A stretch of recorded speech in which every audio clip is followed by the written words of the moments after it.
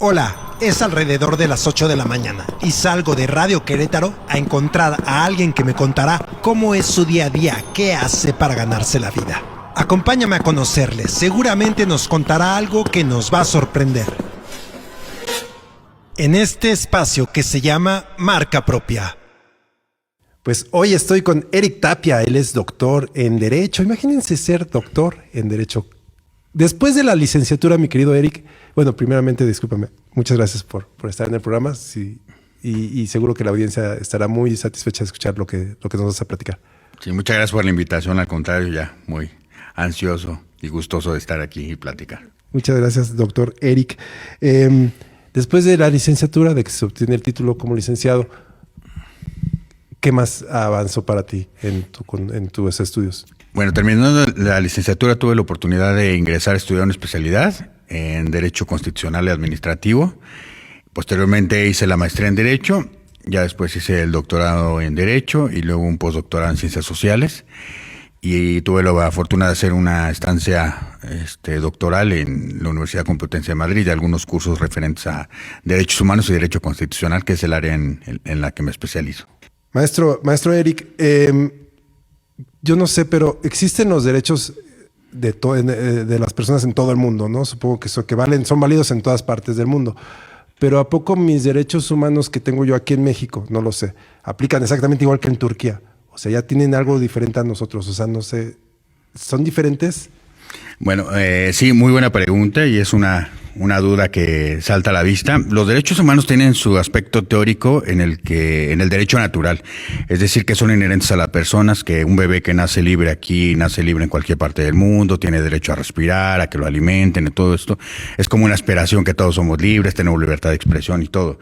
Pero hay otra división que se llama derechos fundamentales y esta versa sobre que todas las constituciones u ordenamiento máximo del Estado, o incluso algunos de ellos que no tienen una constitución escrita, sus ordenamientos, asumen como válidos algunos derechos humanos y los protegen y se llaman derechos fundamentales.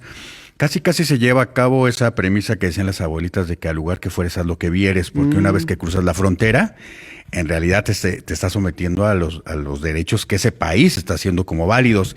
Y también tenemos familias internacionales, tenemos unos derechos humanos del Islam, por ejemplo, que es otra familia del sistema jurídico, totalmente diferentes a los que fueron emitidos en la ONU en 1948, a la Declaración de los Derechos Humanos de 1948, y partiendo de ese supuesto, pues en realidad tienen una dimensión máxima los derechos fundamentales, que son aquellos derechos humanos que ha reconocido el Estado como tal, para protegerlos, cuidarlos y promoverlos. ¿Pero no están sobre los derechos humanos de la ONU? No, más bien los derechos humanos de la ONU o estos catálogos internacionales proporcionan el catálogo de los derechos humanos que se asumen como tal, y los países que pertenecen a la misma los tienen que aceptar como valiosos y proteger. Es decir, no es un discurso el derecho humano, sino el derecho humano una vez que entraste a esta familia de derechos humanos, o también en México, en el caso de México, a la Convención Americana, que pertenece a la Corte Interamericana, a la jurisdicción, no es voluntario de los países cumplir o no, ni tampoco es voluntario de los países hacer una interpretación de la misma, sino que ellos tienen una interpretación y decir, bueno, el derecho a la salud abarca estas 5 cosas, porque si no los países podrían decir, bueno, pues yo les doy curitas y alcohol ahí cuando se dan un golpe y ya cumplí el derecho a la salud. Y no, tenemos un protocolo que te va diciendo qué es lo que debe cumplir todos los países al pie de la letra para que se tenga por cumplimentado el Tratado Internacional. Entonces sí tenemos una arista importante también en el derecho internacional, que nos dice cuáles van a ser los derechos humanos y la acepción que tiene el país de ese derecho humano dependiendo de la familia a la que pertenezca, y la asume y la protege como dice el Tratado Internacional, y lo asume como tal, como un derecho o una garantía dentro del mismo país. Maestro, esto que nos platicas ha evolucionado de qué año a ahora, o cuándo no era así. Bueno, se tienen diversas opiniones. Yo creo que también tiene que ver con la parte política, es muy importante, ¿no? Terminando la Segunda Guerra Mundial, que fue un parteaguas para los derechos humanos con la creación de la ONU y esta Declaración de los Derechos Humanos, pues muchos países firman. En realidad yo creo que fue una desesperación política nace la Corte Penal Internacional para que no nazca otro Hitler, ¿no? Era como la intención del mundo que no se pudiera hacer lo de los campos de exterminio, nunca se volviera a repetir, ¿no? En la historia de la humanidad. Pero en realidad los países firmantes quizá no dimensionaron todo lo que estaban firmando, ¿no? Por ejemplo, en el artículo 22 se tenía la declaración del libre desarrollo de la personalidad o la dignidad humana, pero no había teoría, porque ahí nació la dignidad humana para el occidente y libre desarrollo. Entonces firmaron, pero se quedó, digamos, yo creo, esa es mi opinión muy personal, sin aplicación, sobre todo en América Latina, porque estábamos sumidos en otro tipo de problemáticas, ¿no? Toda América Latina estuvo sumido en dictaduras, ¿no? Por ejemplo, 60, 70, 80 era muy, muy difícil que alguien volteara a ver los derechos humanos. Al contrario, ¿no? Teníamos la Guerra Sucia, que de ahí nace uno de los expedientes más grandes que ha tenido México, el de Rosendo Radilla, un desaparecido en la Guerra Sucia. Y posteriormente creo que en el 90, 2000 ya se vuelve una exigencia internacional, pues la protección de los derechos humanos, ¿no? La salud y todo esto. Y en Estados Unidos surgen unos autores, uno personalmente que aportó mucho, Robert Alexy, que nos dice pues que el derecho humano sí se tiene que materializar y cómo se va a materializar ponderando derechos humanos, ¿no? Es decir, argumentando que es un derecho humano y a partir de este momento el libre desarrollo de la personalidad, la dignidad humana, derecho a la intimidad, privacidad, libertad sexual, empiezan a tener pues un nuevo debate, otra nueva arista de debate y decir, bueno, ¿qué es el libre desarrollo de la personalidad? ¿Qué abarca el libre desarrollo de la personalidad, no? O sea, por ejemplo, si yo soy pro-nazi, ¿está protegido por la libertad de expresión y libre desarrollo o no? O en algún momento, o hasta qué punto podemos tener una ideología, ¿no? Expresada cuando se convierte en un discurso de odio. Y creo que ahí es un parteaguas a nivel internacional a partir de la década del 90 del siglo pasado, que se empieza a ver que el derecho humano se tiene que materializar, porque si lo firmaste, pues ni modo que digas, pues México protege dignidad humana, pero ¿qué es dignidad humana? O sea, ¿cómo la vamos a materializar en juzgados? ¿O la vamos a materializar en las leyes? Y en diversas materias. Entonces, esa fue como la primera parte de la evolución.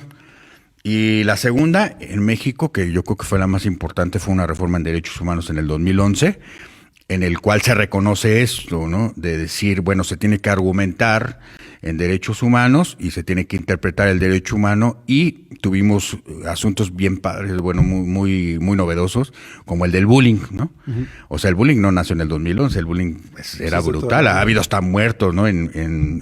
Haciendo novatadas a escuelas y todo, o sea, estos son durísimos por lo que cuentan. Pero, ¿por qué procedió este amparo de bullying o este medio de protección jurisdiccional de bullying?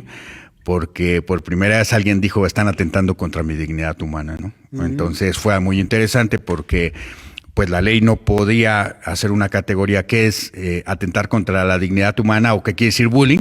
Hubiera tenido que poner 2,000 supuestos, ¿no? De decir, el bullying es, te puedo decir tal cosa, pero tal cosa ya es bullying, ¿no? Es muy difícil que la ley te lo diga. Entonces, caso concreto a caso concreto, nosotros como abogados tenemos que argumentar y decir, no, eso atenta contra la dignidad humana del menor o del menor de edad, ¿no? Un niño, niña y adolescente, o contra un adulto, ¿no? También puede ser que se haga bullying, o una persona que tenga una característica especial física o algo en su trabajo. Pues Maestro, entonces puedo hacer valer mis derechos, por ejemplo, en el juzgado de lo familiar, si estoy ahí viendo que se me están, mis derechos humanos, que se me están, pues, no sé, haciendo algo en contra de eso, o tengo que, aparte, llevar un juicio en alguna otra institución de la ley.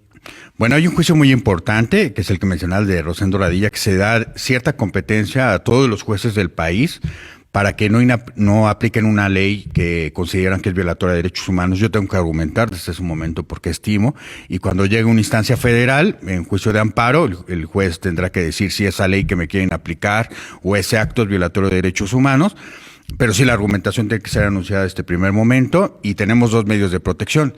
Uno no jurisdiccional, que es digamos que el más popular o el que más cercano a las personas está, que es la Convención Nacional de los Derechos Humanos, que no es la única, porque también tenemos la CONAPRED para alguien que sufrió discriminación, o tenemos la Profeco para derechos del consumidor, que también está considerado un derecho humano, y la jurisdiccional, que es por medio del juicio de amparo. También puedo ir con un juez y decirle, oye, yo creo que tengo derecho a hacer una identidad sexual. Tenemos ahorita uno muy rimbombante, que fue el uso lúdico de la marihuana, ¿no? De que alguien dijo, yo puedo fumar marihuana porque mi libre desarrollo de la personalidad abarca fumar marihuana y un juez se lo reconoció y dijo, tienes razón, estás ejerciendo un derecho humano. Y todo lo demás periférico también tiene razón de a lo mejor que te hace daño, es perjudicial la política de prohibición. Y salió la sentencia muy interesante porque armoniza estos dos, ¿no? O sea, sí puedo fumar marihuana, el uso lúdico, pero no lo puedo hacer en el trabajo, no puedo manejar pues claro, un tractor drogado, ni un automóvil, en vía pública y todo. Entonces son aspectos interesantes que tratan de armonizar esto, que antes no existía, porque si no, la ley no puede traer todos los supuestos que existen exactamente. Sí, entonces se ha vuelto muy interesante un tema a debate de los derechos humanos. Entonces puedo hacer valer mis derechos humanos donde sea. Sí. ¿Cómo? Lo que pasa es que tenemos que hacer una aclaración muy importante que a veces las personas se confunden. El derecho humano nace con pues no sé si es un error o un vicio de origen en el cual el único que puede violar derechos humanos es la autoridad. Materialmente hablando o formalmente hablando así se tiene, pero esto no es verdad, porque también mi vecino me puede violar derechos humanos, ¿no? Claro. O sea, si me invita a una fiesta y me deja encerrado sin comer una semana, pues me está violando derechos humanos. Pero para esto tenemos otra área que se ha encargado de ello, que son los delitos. Entonces, digamos que los delitos también salvaguardan o protegen los derechos humanos. Y también vía civil, si alguien invade mi casa, hay una acción que se llama reivindicatoria para correrlo, o el despojo. Y ahí es donde se solventa esto, pero también ya tenemos algunos aspectos desarrollados teóricos, en el cual ya se empieza a hablar de eficacia horizontal. Por ejemplo, el caso del bullying que te mencionaba, una escuela particular fue la que fue sancionada. Entonces es un aspecto muy interesante porque estaba ejerciendo un servicio público, que es de educación, y a pesar de ser privado se le sancionó la protección de derechos humanos, que están obligados a llevar la protección de derechos humanos. ¿Cuál fue ahí lo que violó? Sí, fue un niño que tenía un trastorno y que estaba enterado el psicólogo de la escuela, y no le hicieron caso, y aparte pues recibía burlas de la maestra directamente el niño, y lo sacaron pues, por la afectación que sufrió. Y cuando llegan al amparo, pues se hacen valer todo este tipo pues atentar contra su dignidad humana de esta persona que era menor de edad, un niño, y lo protege el amparo, ¿no? Y manda una indemnización como reparación del daño, y bueno, es un aspecto novedoso que no existía antes de la reforma del 2011. Yo como ciudadano, ¿dónde me entero de cuáles son mis derechos humanos? Bueno, los derechos humanos se encuentran en diversos documentos, algunos internacionales y otros internos, ¿no? Por ejemplo, internos están en la Constitución, y a nivel internacional pues tenemos unos que son perfectamente aplicables a nosotros, por ejemplo, a México, por mencionar la generalidad, los de la ONU, la Declaración de los Derechos Humanos de 1948 y la Convención Americana. Pues son muchos. También tenemos otra cosa que se llama jurisprudencia, que es interpretar los derechos humanos, qué alcance tienen, que también lo hace la Suprema Corte de Justicia, los tribunales colegiados y la Corte Interamericana. Pero digamos que para un comienzo esos documentos serían básicos, ¿no? La Constitución, la Convención Americana y la Declaración de los Derechos Humanos de la ONU. Y ya si me gusta mucho el chisme y me quiero enterar de qué más pasa, puedo enterarme de las jurisprudencias. Sí. No, la verdad es que ya también la Suprema Corte ha hecho un buscador muy interesante en el cual tú puedes buscar la palabra dignidad humana, por ejemplo, y le pones Suprema Corte de Justicia de la Nación y te salen varios criterios de dignidad humana o qué es lo que están haciendo en dignidad humana. Entonces son aspectos que no existían y que ahorita son muy interesantes. Por ejemplo, te comento que hay cosas que son polémicas, muy, muy polémicas. Por ejemplo, acaba de salir una sentencia de un juez de Puebla en el cual autorizó que una persona puede tener ya el matrimonio ya no va a ser de dos personas, es el matrimonio poliamor. Entonces él tiene una sentencia para casarse 3 o más, no trae límite. Ese es el punto. ¿En dónde está eso? Es una sentencia de Puebla que sacó un juez y que dijo, tu libre desarrollo de la personalidad, tienes razón, eran 2 artículos del Código Civil que decía que el matrimonio era un contrato, que era entre 2 personas y todo, y el concubinato igual, con determinados requisitos, tener un hijo, vivir en unión, ostentarse como pareja, socialmente hablando. Él dijo, esto atenta contra una categoría sospechosa que se encuentra en el artículo primero, que es decir, me están discriminando mi orientación sexual porque yo quiero tener una práctica de estar con varias personas a la vez, no especifica si hombres o mujeres, ¿no? y se lo autorizó el juez. Dijo, bueno, sí, tu libre desarrollo de personalidad abarca casarte con 3 o más personas. O sea, no tiene límite la sentencia, ¿eh? O sea, si él se quiere casar con 8 personas, 15, sí. Lo cual, pues, es polémico, ¿no? Entonces, porque claro, sí. la realidad, quién sabe qué puede pasar si se casan 20 personas. Sí. Está complicado. No, y bueno, lo que sí podemos hacer es un contrato, ¿no? Entre varias personas. Decir que vamos a vivir juntos, ¿o qué? Sí, pero despierta mucha polémica por cuestiones de inscripción al Seguro Social. Ah, claro, Si se puede divorciar uno nada más, o si se pueden divorciar. Ah, también. Sí, entre 2 de Sí, ellos. Sí, ¿qué pasa si uno se enferma, los otros tienen la obligación de mantenerlo, nada más De 16, mantenerlo. 18, o sea, son muchas polémicas. O sea, hay un hijo ahí, o de por cuántos supuesto, papás es. Claro. Sí, Ay, sí. Dios mío. No, y muchas polémicas muy puntuales, ¿no? Del consentimiento informado. Si bueno, pero ahora uno, ¿quién va a decir que sí o que no? Si están empatados 5 contra 5, el médico, ¿qué va a hacer? Sí. Sí. Son polémicas que a lo mejor en primer momento. Pero se tienen que solucionar, maestro. Sí. A fuerza. Sí, claro, porque eso ya sucede en la realidad. Entonces, digamos que tendremos que ir avanzando con aspectos de la realidad y también interpretando y frenando, ¿no? Con todo lo que se ha dado en el mundo, porque el problema también con los derechos humanos es que se ha distorsionado. Y pienso que tengo derecho humano a todo, ¿no? O sea, derecho humano a que mi papá no me regañe, mi derecho humano a que no me vea, no me llame la atención en la escuela, no poner atención, o sea, cosas que ya no tienen nada que ver con el derecho humano y que también se ha distorsionado y que tengo derecho humano a todo y esto no es así, sino que también debe tener unos límites y eso es lo que hacemos en la investigación de los derechos humanos, ¿no? ¿Cuáles son los límites de determinados derechos? Ahorita tenemos asuntos internacionales muy padres, ¿no? Que estudiar, por ejemplo, los que son transespecie o transedad, pues están despertando muchas polémicas hasta donde sí se puede hacer, ¿no? O es un límite o el derecho no tiene que permitirlo también, ¿no? Maestro, también están las, o sea, está del derecho, pero también están las obligaciones humanas, ¿no?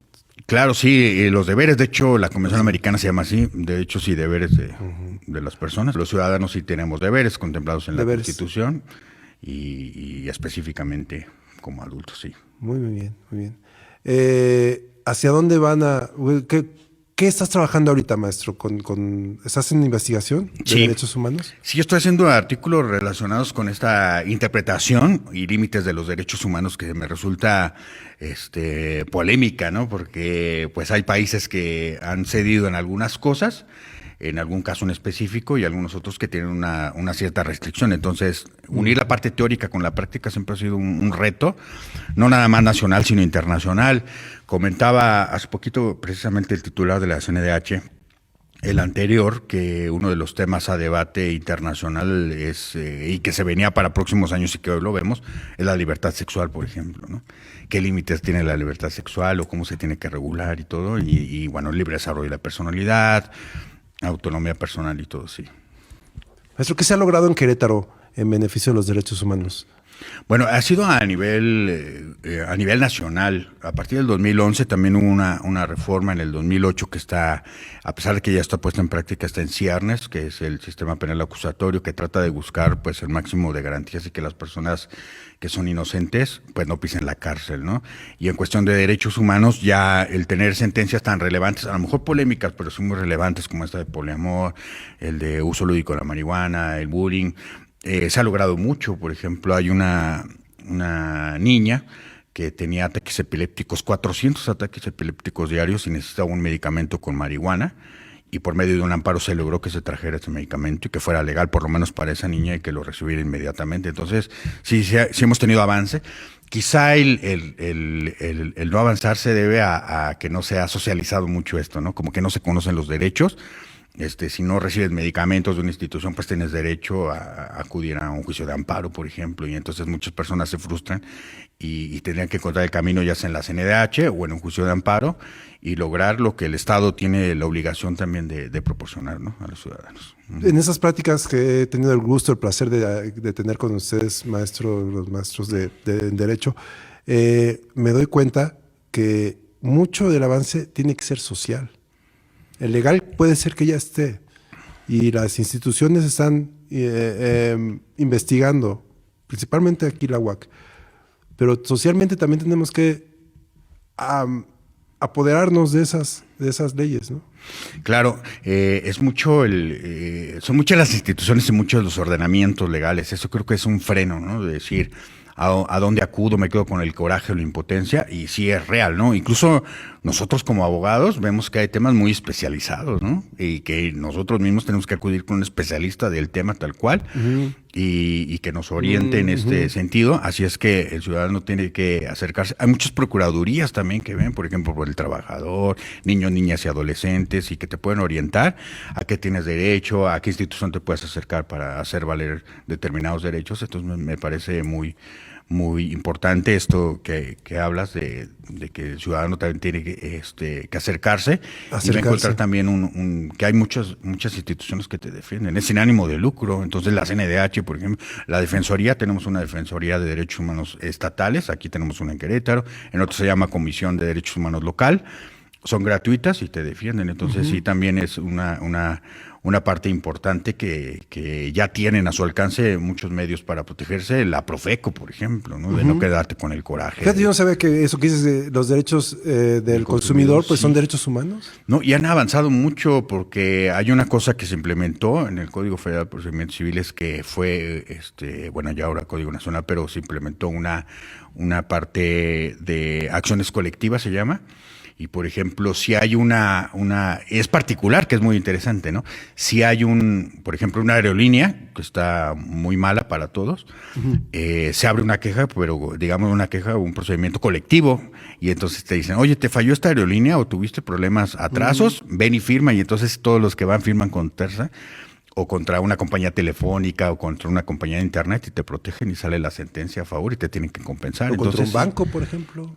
Ahí tendrías que irse a la Conducef, pero también sí hay instituciones precisamente para esto, de decir, bueno, me hicieron un cargo no reconocido y se identificaron como que era yo, eso no es mi culpa. Y sí ya ha procedido, ha llegado a la Suprema Corte de Justicia algunos criterios de que se ha devuelto mucho dinero, de que yo no fui el que le apreté para el cargo. Y sí, la verdad sí ha avanzado mucho. Creo que también ha sido es un paso importante que la ciudadanía se acerque a estas instituciones para que logre una orientación. Maestro Eric Tapia, tu interés personal, ¿hacia dónde quieres llevar estos derechos humanos? ¿Qué te gustaría a ti que pasara bueno para la sociedad? No sé si es infantil, de género, o mayores, adultos mayores. ¿Cuál es tu interés? Bueno, los grupos vulnerables son muy importantes, pero creo que también todos en la sociedad tenemos como impotencias, ¿no? De decir, me gustaría que no hubiera quedado impune tal acto, o lamentablemente vemos muchos casos en redes sociales que dices, qué impotencia que no se le pudo ayudar o buscar o cosas por el estilo, ¿no? O atender médicamente. Y entonces, creo que, sin particularizar, creo que la sociedad tendría que buscar pues el punto de justicia o de impotencia, que solventar esa impotencia que tenemos en un asunto menor, porque sí es verdad que los grupos vulnerables tienen ahí un dedo en la llaga, pero también pues todas las personas tenemos un aspecto de frustración de decir, pues me hubiera gustado que hicieran justicia en esto, ¿por qué no consideraron esto? ¿No? Principalmente es como la dignidad, ¿verdad? Sí, la dignidad es como el eje central de los derechos humanos, y decir, pues ver solventado ese aspecto de justicia en cualquier ámbito, en cualquier rama y en cualquier dimensión, pues creo que es muy importante. ¿Y cómo ves al sistema legislativo ya es en su capacidad de otorgarnos esos derechos, de defender nuestros derechos que tenemos? La parte interesante en derechos humanos es que se salta un poco a la parte del legislativo, incluso quisiera yo pensar que a los poderes del Estado, y son obligados a nivel internacional, ¿no? Lo que comentaba, de decir, o sea, hay aspectos en que dicen, no es lo que tú digas ni lo que tú quieras, Estado, sino que se protege de determinada forma, ¿no? Por ejemplo, no puedes hacer una política de dejar sin comer a los reclusos, ¿no? Entonces claro, entra lo internacional, dice, no, también tienen derechos, tienes que hacerlo así, así. No los puedes torturar, tienes que hacerlo de determinada forma. La salud se cumple con esto estándar internacional. Y teóricamente creo que nos falta mucho, esa es la parte, creo que nos falta, no nada más lo académico, sino las políticas públicas, de saber, porque hay un debate también si el derecho humano tendría que estar en la ley, o el juez tiene que verlo caso concreto a caso concreto. En este sí, en este no, en este límite es esto. Y entonces es un debate internacional que México ya no puede escapar, no ha escapado con estas sentencias internacionales. Es que como decías, no todos los casos se pueden poner en la ley, pero si un juez tiene que saber qué aplicar. Sí, aunque ¿Y qué criterio se puede usar? Aunque hay leyes que tienen parámetros, ¿eh? También, por ejemplo, una ley muy conocida es el de suicidio asistido en Estados Unidos, en el cual una persona puede ir al Estado, sí, puede ir al Estado y pues si cumples con determinados requisitos, pues te dan un cóctel para que tú te lo puedas tomar, ¿no? Y decir gracias ya por fin. Sí, tomar tu decisión. Entonces, pero es una ley que tiene parámetros. Que puede tener interés en algo así. Sí, son temas muy polémicos en los que precisamente estamos estudiando si el Estado tiene derecho a intervenir o es una decisión personal y que el Estado no intervenga. Son temas muy delicados que también tienen muchas teorías, ¿no? También hay una política utilitarista que dicen, pues por mí que se vayan y entre menos personas sean, mejor el Estado podrá funcionar. Y tampoco puede caer ahí. Entonces sí tiene que ser muy delicado el aspecto teórico para ponerlo en práctica y que no sea una política de exterminio casi. Pero también casi imagínate los jovencitos, ¿no? O sea, no se les puede... Bueno, uno piensa quizá en la moral propia. Pues nunca voy a permitir como un jovencito de 18 años pues tenga el derecho de suicidarse, pues, pero entonces siempre entran muchas cosas, ¿no? Claro, sí, ya hay lugares en los que se está entrando en este aspecto de decisiones, de no tener la capacidad jurídica que se planea en algunos estados, pero que entra, ¿no? Por ejemplo, la autodeterminación de género, en algunos países se necesita una autorización del juez. En Holanda se ha empleado esta ley de eutanasia también para personas que no tienen una enfermedad terminal, sino que tienen un padecimiento pues emocional, por ejemplo, ¿no? Y entonces también es muy delicado que un estado pues aplique la eutanasia a personas que no tienen una enfermedad terminal, pero sí ya no quieren vivir. Entonces, ¿hasta qué punto el Estado se estaría deslindando de no tratar depresiones, por ejemplo, o tratamientos neurológicos o padecimientos? Y hasta qué punto es un derecho. Entonces, un debate internacional muy fuerte. Entonces, nos encontramos estudiando eso, o sea, hasta dónde es el límite y hasta dónde es el derecho. No, pues mucho que platicar y mucho que está decir. Complicado. Sí. ¿Dónde consideras que podemos ver nosotros esos temas como ciudadanía? A lo mejor, seguramente mucha gente se interesa. Entonces, ellos cómo pueden continuar pues su estudio de todo esto. Afortunadamente eso sí hemos hecho, logro ver un avance muy significativo. Entonces, tanto a nivel nacional o estatal, si usted quiere poner, por ejemplo, dignidad humana y pone en México o Suprema Corte de Justicia en la Nación te sale, si usted pone ahí dignidad humana en Colombia, en la Corte Interamericana, qué criterios de dignidad humana tiene, si hay parámetros, o de género, decir que ha dicho la Corte Interamericana de género, de libertad sexual, derecho a la intimidad, ahí te vienen las sentencias y son aspectos muy interesantes, obligatorios para todos los países miembros, sí, muy interesante. Muchas gracias, maestro. Al contrario. Eric Tapia, por esta dirección que nos das y pues por lo que estás trabajando por nuestros derechos. No, muchas gracias a ustedes. Un placer. Gracias.